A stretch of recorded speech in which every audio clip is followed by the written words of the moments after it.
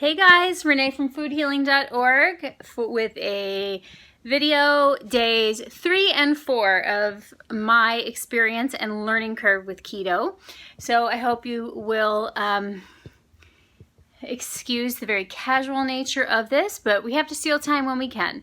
So I'm standing here in our lovely kitchen. Back here you can see all the amazing superfoods and herbs that we're blessed to have here in our kitchen.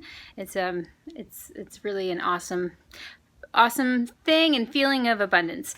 Okay, so anyway, today is day 4 of my keto diet. Yesterday was day 3, so we're going to go ahead and lump those 2 days together. Yesterday, I had a much better day than day 2 in terms of planning. So I made sure that I put in any food that I was thinking about eating before I ate it and monitored where I was at so that I didn't put myself in a situation of needing very heavy on one kind of macro. I did find that I was thinking about food more. I went ahead and made a choice to go over about 70 calories. Everything stayed very, very close to the goals on the macros. Everything was just slightly over, but in a perfect ratio, like a perfect ratio. In fact, I think I'll try and go ahead and insert a snapshot here of my breakdown from yesterday so that you can see. And as of yesterday, no weight loss. It was 0.05. I also know that the first thing that I'll be letting go of is inflammation and fluid retention, which is awesome because it doesn't really matter to me what it is. If my clothes aren't fitting great and I have no energy, then that sucks. So this morning I got up, I weighed myself, and I was down 2.2 pounds. So definitely releasing puffiness and all that jazz. And just now, about 30 minutes ago, all this energy that you're seeing here kicked in. So that's a major plus. Usually around this time, I'm like dragging. So I also didn't eat anything until about 2 o'clock today. My black longevity coffee is more than enough to keep me going, and it allows me to take part in, side by side with keto, the intermittent fasting concept. So that's been really great. So then I had, around 2, I had half of maybe around 1:30 or 2 o'clock, I had half of a package of grass-fed beef jerky from Thousand Hills Farm, where we get our stuff. And then I had a half a Hass avocado with a tablespoon of olive oil, and then a very small amount of Sir Kensington's mayonnaise, organic dill, mustard, and wild rind double fermented sriracha sauce. And a little bit of Celtic sea salt, chunky Celtic sea salt on top of that. And I'll tell you, by the end of it, I was full. So I was like, okay, it's starting to kick in. So I remember this feeling for sure. So I'm only about a third way through my calories and macros for today, and it's almost 5 o'clock in the evening. So that I prefer to have my food in the evening times anyway, so that will work out great. Doing my best to stay focused on hydration, but that's every day, keto or not. And I really am liking this new app, the Carb Monitor app. That is really allowing me to stay on top of my net carbs, and it's very, very simple to add foods into the database. And it's a lot less glitchy than MyFitnessPal was for me. So that's really great. I saw a wonderful recipe from my sister yesterday I think. She made keto ramen with sliced pork in it, and it looked like phenomenal, and a hard-boiled egg in there, and it looked unbelievable. So she's using these things called like miracle noodles. I want to say that they're probably made out of mushrooms from what she was saying, what it sounded like to me. But I'm going to check them out, see if I can find them here when I go to the store. Otherwise, I might need to order them.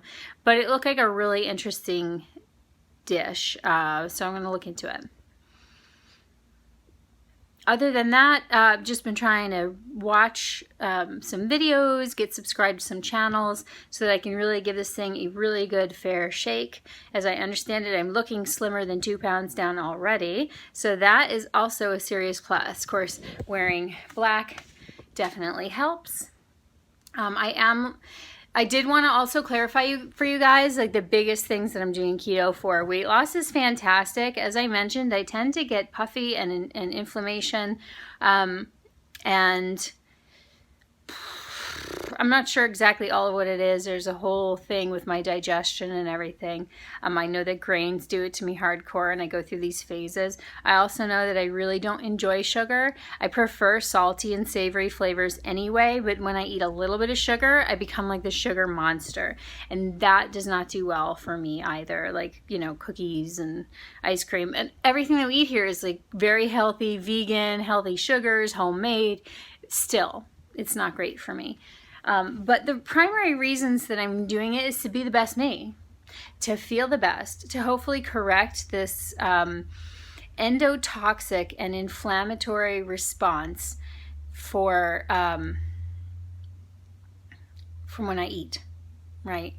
So, I'm sorry, a message is coming in while I'm talking to you guys, and I'm like trying to read it and talk.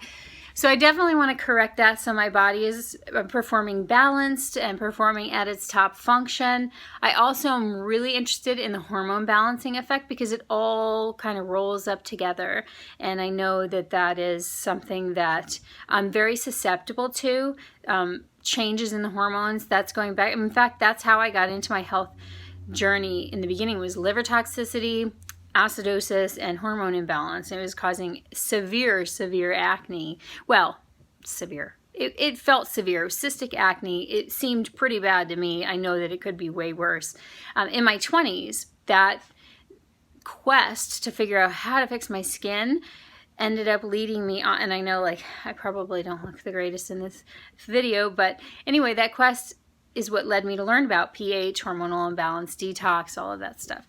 So I'm very excited for the hormonal balancing part of it. I feel like as we move into our menopausal years, now I'm 41, so I'm approaching that, I'm sure. Certainly within the next decade, I expect that to occur. I feel like that could be one of the most vibrant times of our life, right? Because the resources in your body are no longer being allocated to the reproductive organs and functions and menstruation and everything. And that energy can be directed towards other things. And yet, in this country, and I don't know about the menopausal symptoms and statistics in other countries, but it seems to be that we have a serious decline. We have hormonal issues that cause osteoporosis, that cause hair falling out, horrible energy, hot flashes, weight gain, all of that. And I feel like a lot of that has to do with the endocrine disruptors in both environmental toxins and in the food supply, in the pesticides, and also undiagnosed viruses. So that's my opinion. My educated opinion, but you know what they say about opinions. Anyway, I'm excited to see that kind of get itself evened out. Not trying for a baby though. No babies. Okay. All right. Thanks guys for tuning in. I will for sure be putting together a less vloggy and more informative video about my discoveries on some of the aspects of keto. So watch for that coming soon. If you have any questions or anything like that, definitely feel free to leave comments in the description below. And if you make sure you subscribe to our channel and hit that notification bell there on the right, you'll be informed about any videos that come up as they're posted, as well as any lives that we do. And also remember that keto is not the only thing we talk about here. We have an online store and a consulting business where we teach about whole foods, superfoods, supplements, tonic herbs, and more, lifestyle, and all that good stuff. Food healing. So we are not only learning to heal our bodies with the food, but we're also healing food by finding the best quality sources and by revamping some of our most delicious meals, recipes, and desserts, and healing them from all of the ugliness and damage that have been done with our modern way of eating. Okay guys, that's all I have for you today. Thank you so much for tuning in. That's day 3 and day 4 on keto, and I will be sure to hop on tomorrow with another update. Bye for now.